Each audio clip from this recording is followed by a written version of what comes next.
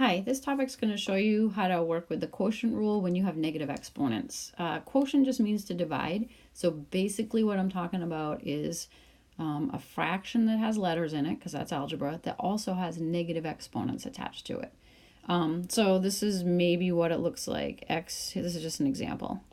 All right, we have a fraction, we have letters, and the letters have negative exponents. Ew, gross, disgusting. All right, a couple things to remember whenever you're working with exponents. At least this is how I teach it. Whenever you have a negative exponent, whatever it is that has that negative exponent has to go to the other part of the fraction. That's your first step every single time. All right, so when I look at this problem, I'm seeing that I have two negative exponents, or two things with negative exponents. This has a negative 9. It's in the top. It's got to bop its way down to the bottom. This is in the bottom, and it has a negative exponent. It's going to come up to the top. So technically what we're doing is we're flipping it. And the whole reason why we're flipping it is so that we can make those exponents positive. That's when we send it to the other part of the fraction, the exponents are now positive. So we're almost done with this. The reason why I know that we're not done is whenever you have a fraction like this and you have x's in the top and x's in the bottom and nothing else, you got to cancel out some of those x's. Some of you guys watching this might be like, oh yeah, I remember the rule for this. You subtract the exponents. That's all very well and true. There's a couple little things that you have to remember as well. So what I do is I don't memorize rules. I just write it out to help myself get the right answer. So I have 5, 6, 7 on the top. 1, 2, 3, 4, 5, 6, 7. Yeah, I know it took me all of 10 seconds of my time to write that out, but I'm pretty sure I'm going to get it right because I'm doing this. So canceling an x with an x, canceling an x with an x, canceling, canceling, canceling, canceling. Boom. I'm out of x's in the top. I can't cancel anything else. So I have two x's left over. They're in the bottom of my fraction. So they have to stay in the bottom of my fraction. I need something on the top. Everything's all gone. Well, when we canceled out, we technically put all of these x's canceled out to 1. So I have 1 times 1 times 1 times 1 times 1.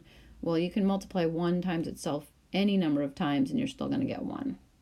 So in other words, when I need something on the top of a fraction, put a 1. That's kind of the down and dirty way to remember that.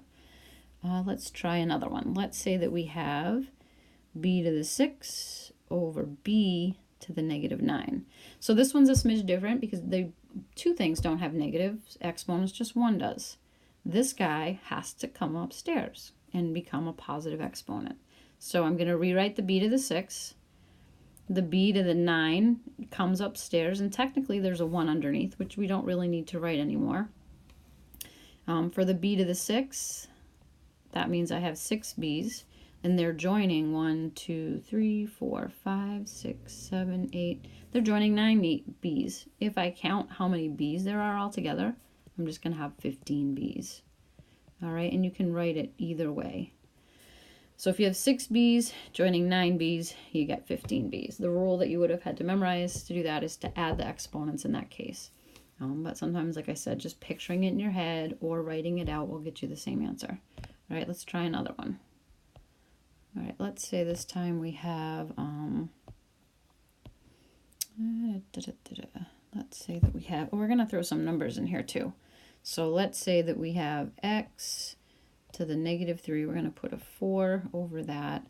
We're going to put a negative 7 over that, and we're going to do x squared. All right, same first step, and it's really, are you paying attention? That's really what this is all about. Same first step. It's not difficult, but you have to pay attention. What is the thing that has the negative exponent? The only thing that has the negative exponent is this. So that's the only thing that we're going to move in our fraction. The 4 stays up top. The negative 7 is negative, but this is not an exponent, okay? The x squared stays where it is also, and then we bring that x to the third down.